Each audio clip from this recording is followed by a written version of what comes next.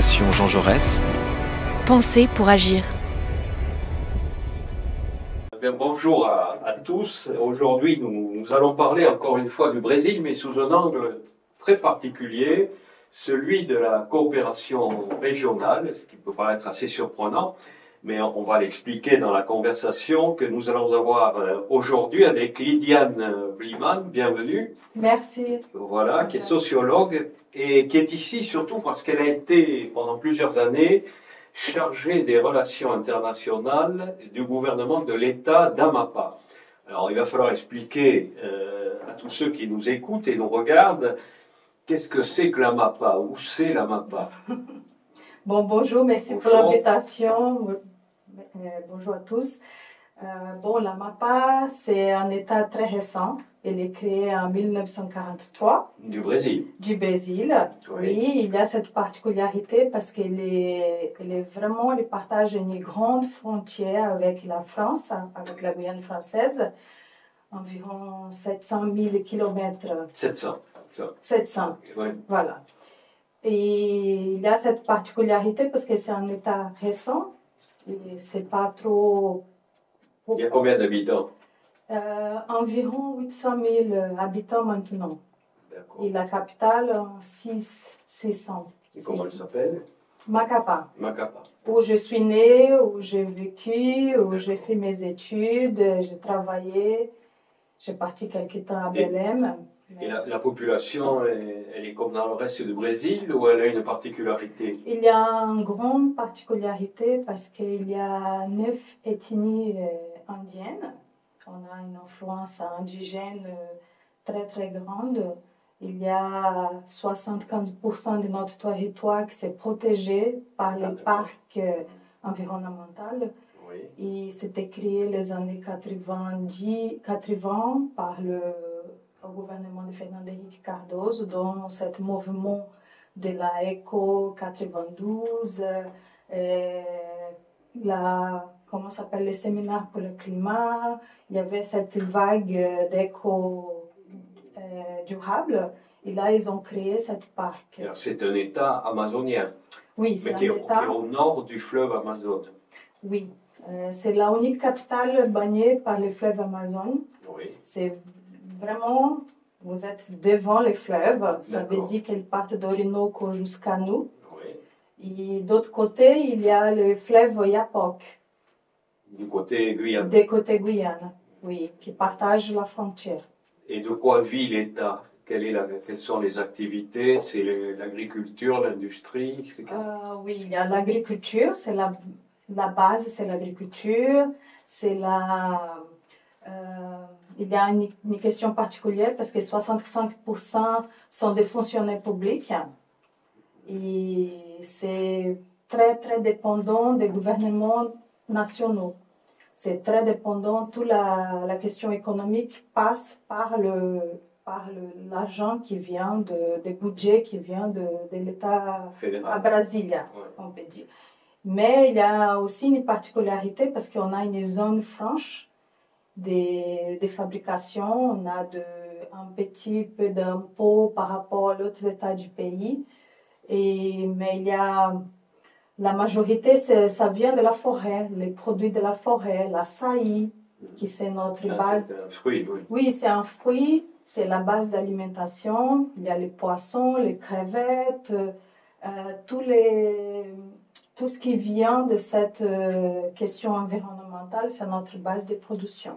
Et c'est un État qui est bien relié au reste du pays ou comment est-ce qu'on... Rien du tout. Hein. C'est ça notre grande question pour le développement parce que c'est vraiment une petite île il n'y a pas beaucoup de, comment on dit, de lignes aériennes régionales. Et de routes non plus. Et des routes non plus.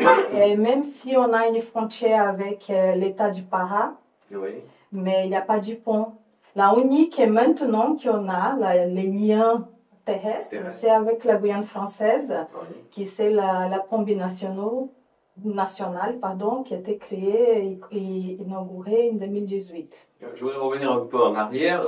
Vous m'avez dit que l'État, c'est un des plus jeunes États du Brésil, créé en 1943. Et avant 1943, qu'est-ce qui se passait? Pardon, j'ai fait une faute. En 1943, c'était un territoire encore. Un territoire. Oui, et créé par l'État brésilien pour justement créer un lien après comment dire, pour établir un cadre de présence à l'Amazonie. Et l'État, il est devenu l'État. C'était avec la Constitution de 1988. Ah, c'est en 88. Oui, c'est très récent. C'est très récent. C'est un État qui a tout pour construire. Les outils juridiques, les institutions sont très faibles encore, sont récentes. Et là, c'est vraiment une fragilité qu'on a par rapport à la question de la coopération transfrontalière. Alors, avant d'arriver à la coopération transfrontalière, oui, il faut peut-être rappeler que les relations avec la France et le Brésil sur ce territoire ont été compliquées, même conflictuelles. Très conflictuelles, hein, oui. Parce que ça date de 1494, il y a le traité de Tordesillas. Et là, quand le Portugal a cette partie de l'Amazonie, ça commence vraiment la dispute. La dispute, elle va jusqu'à 1990, qui c'est dans l'arbitrage suisse. Non, 1800. 1800, pardon. Oui. 1890. Et là, il y a vraiment un arbitrage qui dit que cette partie de territoire, c'est brésilien. Ouais. Mais avant, il y avait des moments de dispute entre Portugal et la France. Il y avait même un moment de l'indépendance du Brésil, il y avait une vraie construction de la capitanie de Cap-Nord pour garder cette région au niveau militaire, au niveau des défenses. Alors, depuis, les relations se sont apaisées avec la France, mais pourquoi est-ce que la MAPA considère que c'est important d'avoir une coopération avec la France et la Guyane, donc la Guyane française? Bon, la première chose, c'est qu'il y a beaucoup de chercheurs qui parlent de ça. Et il y a beaucoup d'influence par rapport à les changements des concepts de frontières, par exemple. Avant, on avait ce concept de garder les territoires, de la question de la défense, mais petit à petit, il y avait un changement de ce concept de frontières parce qu'on a vraiment des circulations très fortes. Des personnes, des marchandises. Et on dit aussi que cette coopération, il y a un silence jusqu'à les années 90. Parce que les années 90... Silence, ça veut dire que c'était informel. Oui, il n'y avait aucun accord.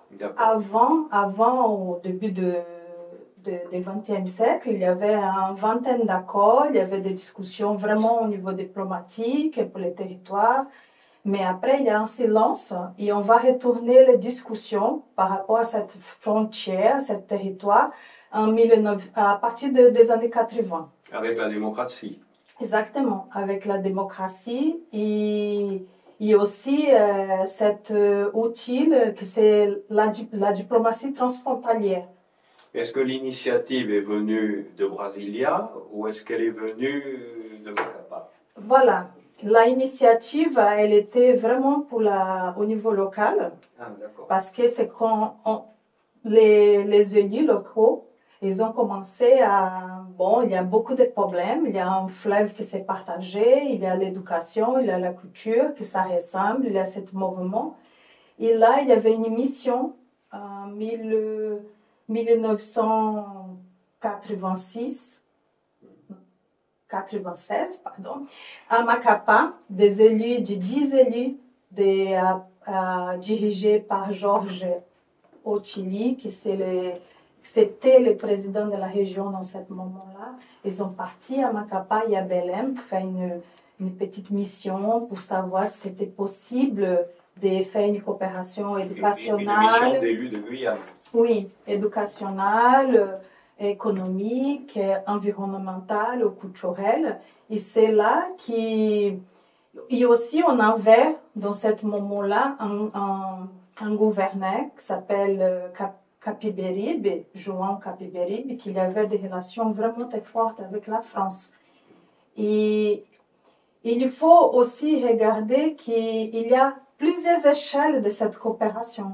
Il y a les échelles locaux, il y a les échelles régionales, nationaux, et aussi dans ce moment continental qui favorisait que cet lien recommençait. Par exemple, il y avait cette volonté locale de faire cette mission. Il y a cette gouverneur qui avait cette volonté. Et d'autre côté, il y avait cette volonté nationale. Ça veut dire qu'il y avait une discussion entre Fernando Henrique Cardoso et Jacques Chirac qui commençait vraiment à établir un cadre de diplomatie, de pensée. Et en 1997, ils ont signé un accord qui s'appelle l'accord de cadre de coopération entre la France et le Brésil. Et dans cet accord, il y a plusieurs articles qui établissent un cadre de développer l'éducation, la technologie, l'environnement. Et l'article 6, il est très important au niveau local parce que c'est là qu'ils ont établi vraiment, à partir d'un dispositif juridique, on a envie de s'engager et de renforcer la coopération transfrontalière à partir d'une commission qui s'appelle Commission mixte transfrontalière. Elle se réunit régulièrement? Oui, elle se réunit régulièrement. Une fois c'est à Macapá, une fois c'est en Guyane. Et bon, comme je disais, au niveau continental aussi, il y avait cette relation de blocs économiques. C'était le moment aussi que le Mercosur était créé, l'Union européenne, il y avait cette relation vraiment qui commençait à se développer de manière plus forte et qui aidait aussi au niveau local de développer ces relations. Alors, il y a eu cette impulsion donc, des présidents, Fernando Henrique Cardoso et Jacques Chirac.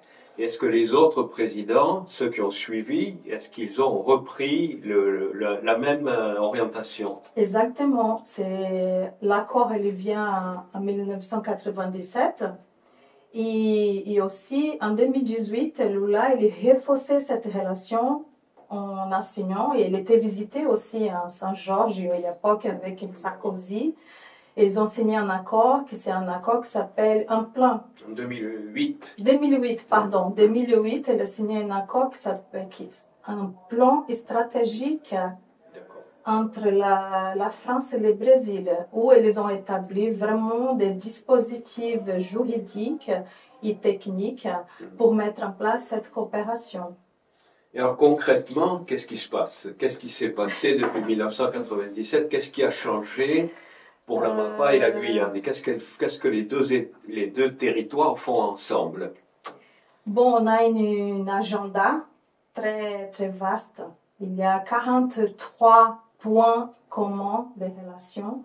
On parle de l'éducation, on parle de la santé, on parle des questions des Indiens maintenant, que c'est un agenda très spécifique.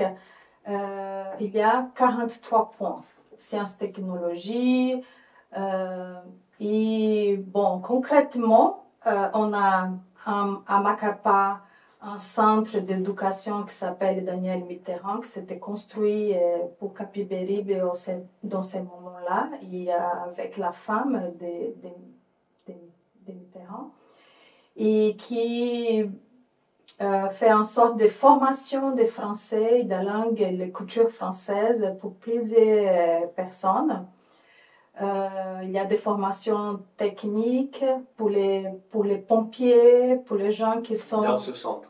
Oui, c'est pas seulement un enseignement, mais c'est former les agents pour discuter la coopération.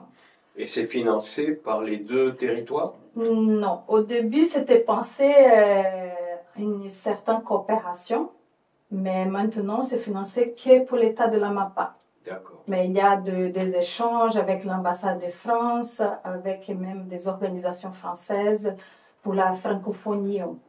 Et après, il y a des dispositifs, il y a des projets qui sont mis en place avec la France pour garder les territoires, l'eau, environnement. Il y a beaucoup de recherches qui sont en place maintenant. Il y a une variété au niveau géopolitique, au niveau de la biologie, plutôt la science sociale et la biologie. Vraiment, l'environnement, c'est au centre de cette coopération. Et après, il y a beaucoup de dispositifs de santé. On a un groupe qui pense la santé, par exemple, au moment de la pandémie, au moment de la crise de chikungunya, de ce virus, et ils ont pensé un dispositif pour traiter vraiment ce territoire commun. Et aussi, la pandémie, il y avait beaucoup d'actions ensemble. Quand il y avait des informations déjà de côté Guyane, il y avait immédiatement des dispositifs qui sont créés à la MAPA et vice-versa. Et les grands projets qu'on a, c'est les ponts binationaux, qui s'étaient pensés pendant 20 ans, et finalement, il a été construit. Elle était construite, elle était inaugurée en 18 mars 2018.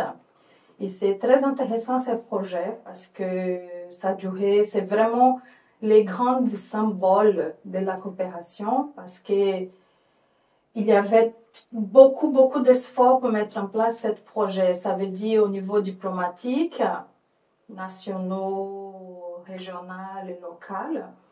Et aussi des dispositifs pratiques. Parce qu'avant l'inauguration du pont, il faut établir un cadre juridique pour la circulation des marchandises, pour la circulation des personnes, pour parler ensemble la question policière, comment on va protéger ce territoire au niveau de la défense. Et là, c'est vraiment les grands symboles. Alors, il y a le pont, mais est-ce que le pont, il permet aux personnes et aux voitures de passer, mais est-ce qu'elles peuvent aller dans le territoire de la MAPA? Est-ce on peut aller du pont jusqu'à la capitale, oui, à Macapa, en voiture? Oui. À partir de mars 2018, vous pouvez aller en voiture de Guyane, oui, plus et moins. Hein. Ah bon. C'est ça une grande question. Hein. La grande question du pont, c'est ça. Parce qu'il y a des côtés de la MAPA, la route, il y a 150 km qui ne sont pas encore finis. D'accord. Pourquoi? Waouh. Vous voulez même la réponse? La première question, c'est la route plus ancienne du pays.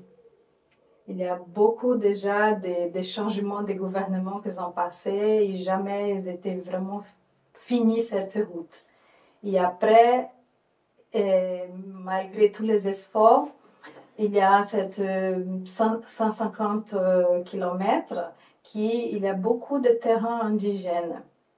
Et là, c'est vraiment très compliqué parce qu'il faut mettre en place des dispositifs spécifiques pour la communauté pour ne pas avoir des impacts. 150 km sur combien? Depuis le pont jusqu'à Macapa, il y a combien de 800, kilomètres? 800. Ah oui, c'est quand même... C'est pour en route, vous pouvez faire 8 heures, 10 heures, ça dépend de quel moment de l'année. Si c'est l'hiver, c'est vraiment très compliqué parce que c'est une région qui y a beaucoup de l'eau qui passe autour et au moment d'hiver, c'est vraiment très compliqué. Et est-ce que ce pont et cette route ont permis d'augmenter les échanges, de faciliter les échanges entre la Guyane et la MAPA?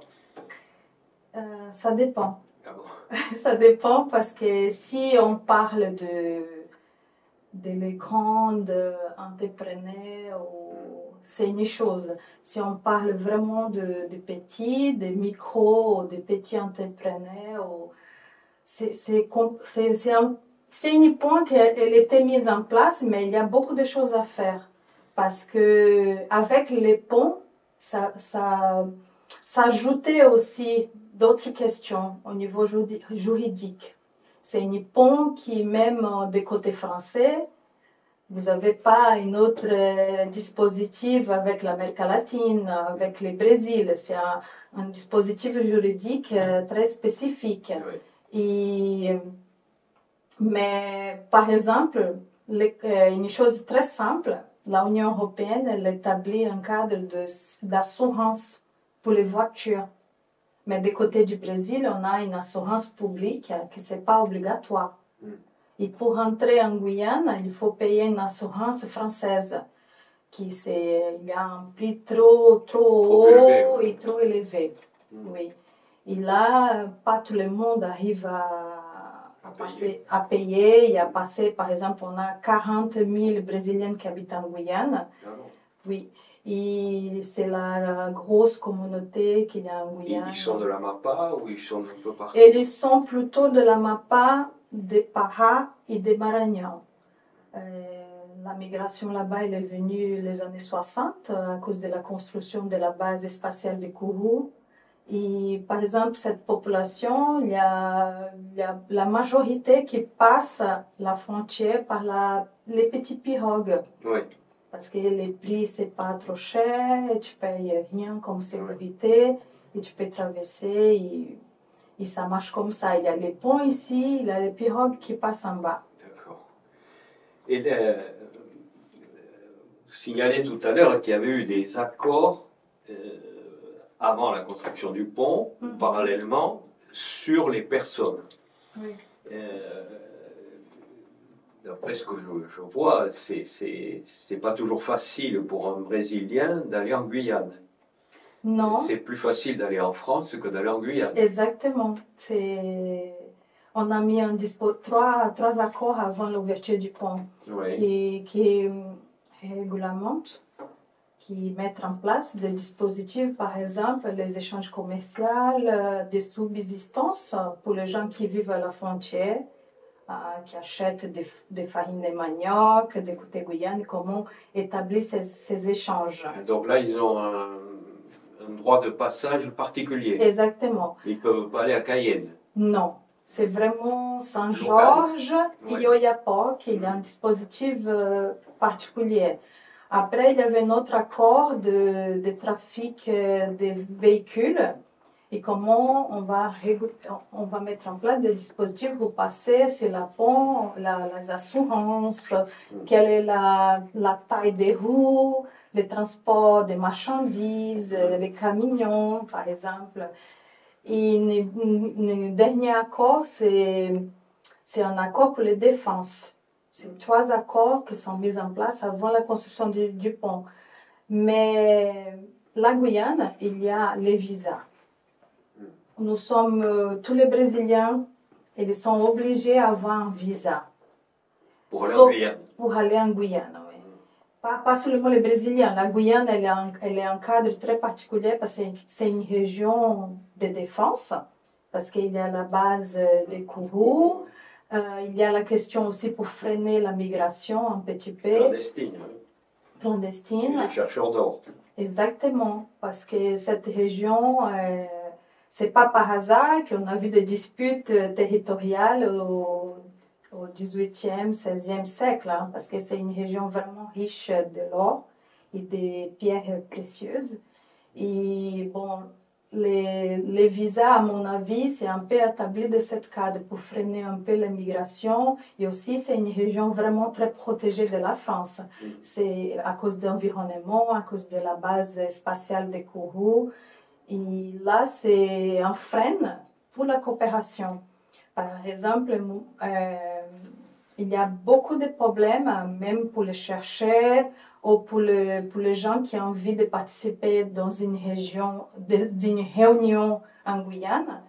Il faut faire beaucoup de dossiers, beaucoup de dispositifs. Il y a un consulat français à Macapá? Oui, il y a un consulat honoraire à Macapá, oui. Il est habilité à faire des visas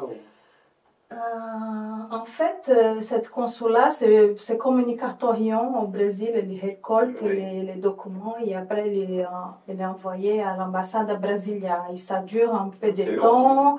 C'est un consulat on avait déjà quelques problèmes les derniers temps. Il y a beaucoup de discussions par rapport à ça. Mais ça marche. C'est lui qui s'occupe de la... Est-ce que le gouvernement du Macapa ou l'État d'Amapa a un bureau, quelque chose, une représentation à Cayenne? Non, il n'y a rien du tout. C'est la représentation qu'on a, c'est le consulat du Brésil, à Cayenne. Ouais, c'est vraiment l'endroit qui... Et dans le consulat du Brésil, il n'y a personne de la MAPA? Non, il n'y a personne de la MAPA. Malheureusement, il n'y a personne parce que bon, il faut payer cette personne. Jusqu'à maintenant, on n'a pas créé ce dispositif juridique pour faire ça.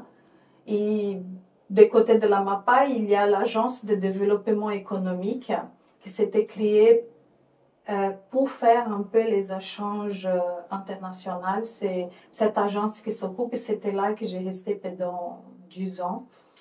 Et cette agence, elle est à Macapa? Elle est à Macapa, oui. Moi, j'ai travaillé, par exemple, pour faire des passeports, pour organiser des missions, pour établir les cadres des politiques de la relation internationale. Et dans ce cadre, j'ai construit en 2017 un comité pour vraiment former les gens.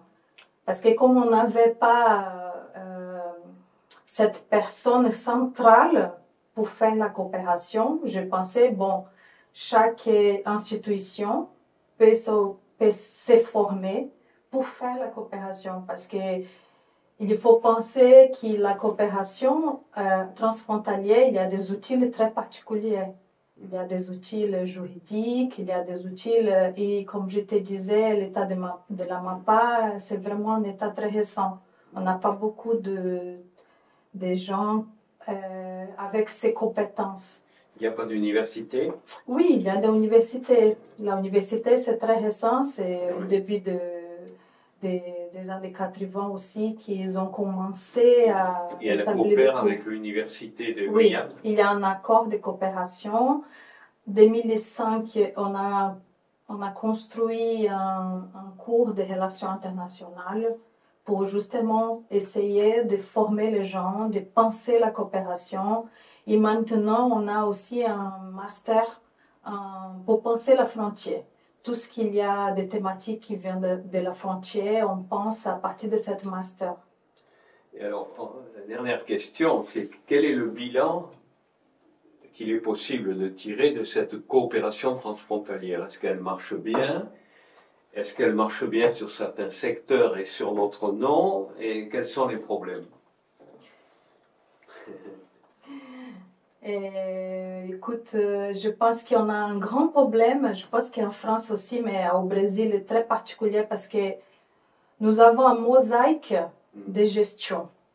Et quand les acteurs changent, les gens qui s'occupaient de cette politique, tout ça change aussi. Depuis la base jusqu'au président, quand ça change tout. Tu veux dire d'une élection, chaque fois qu'il y a des élections, exactement, la pyramide administrative change. Exactement. On a vu par exemple avec ce gouvernement de Bolsonaro qu'on a détruit notre démocratie, on a détruit beaucoup de politiques, même au niveau de la diplomatie, parce que son premier ministre, c'était une catastrophe. Même des événements diplomatiques très compliqués et qu'on a senti aussi à Macapa et en Guyane. Parce que la relation, ça commençait à se refroidir un petit peu. Et aussi, c'est pour ça qu'au niveau particulier, je suis partie. Parce que j'ai commencé à voir qu'il y avait beaucoup d'autres intérêts au niveau économique plutôt que social ou éducationnel ou scientifique. Et pour te répondre, les secteurs qui se développent en plus, c'est vraiment les universités.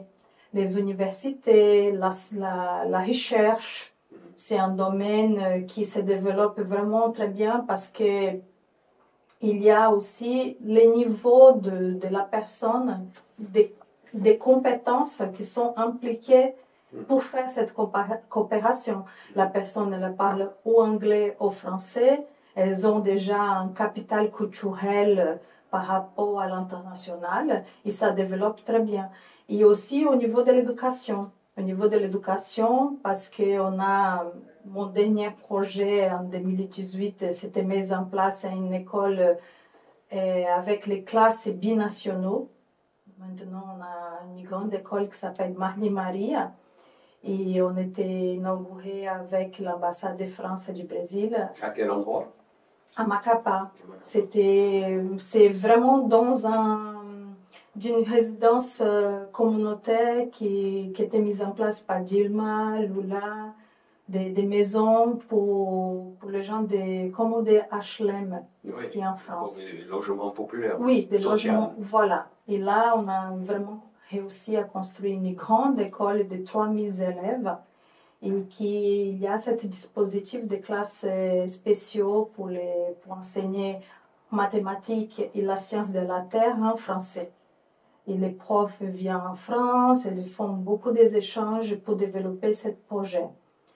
Il y a un dernier sujet qui se développe très bien, c'est au niveau de la santé. Parce qu'il y a vraiment un cadre de communication, des échanges et qui marche bien entre les régions et aussi entre les respectives. Macapá, Brasilia, Cayenne, France métropolitaine. D'accord. Bon, si je comprends bien, le gros problème, c'est celui du climat politique. Alors, il y a des élections en fin d'année, peut-être que le climat va changer. J'espère. Voilà. Mais indépendamment du climat, est-ce qu'il y a un problème? Est-ce que le problème de la circulation des personnes, par exemple, ou des visas, si je comprends bien, c'est très compliqué pour des Brésiliens d'aller en Guyane, ce qui ne facilite pas la coopération, enfin a priori. Non, il ne facilite pas. C'est trop compliqué par rapport au visa et par rapport à les échanges même. Oui. Il y a des moments que la frontière est fermée. Par exemple, au moment de la pandémie, elle était fermée. C'est trop compliqué comme on n'a pas cette force de la coopération au niveau local, il faut toujours cette dépendance par rapport à Brasilia. Ça bloque beaucoup de choses. D'accord. Et là, ça bloque. Par curiosité, il y a un dernier point. Là, on a beaucoup parlé de la culture française, de la langue appliquée. Du côté Amapá, et est-ce qu'il y a l'équivalent sur la langue portugaise en Guyane? Est-ce qu'il y a un effort pour que les Guyanais apprennent dans les mêmes conditions le portugais? Au début de l'inauguration des centres de la culture et langue française à Macapá, il y avait un accord pour établir aussi un autre centre en Guyane. Mais cet centre n'était jamais construit. Mais la langue portugaise, elle est là aussi une langue prioritaire. Les élèves ils peuvent choisir entre les langues le portugais comme prioritaire. D'accord. Bon, mais on va s'arrêter là. Merci pour toutes ces informations. On va attendre les élections de la fin d'année pour en parler l'année prochaine peut-être. Ouais, j'espère. La coopération, voir si elle repart sur un élan plus facile et plus positif. Ouais, c'est ça que j'espère aussi, voilà. Qu'on peut construire quelque chose avec cette coopération. Transfrontalière. Exactement. Merci. Merci beaucoup.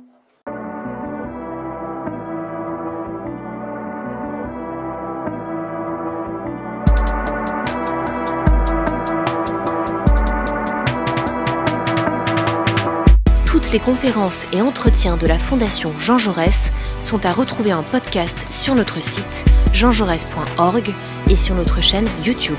Fondation Jean Jaurès. Penser pour agir.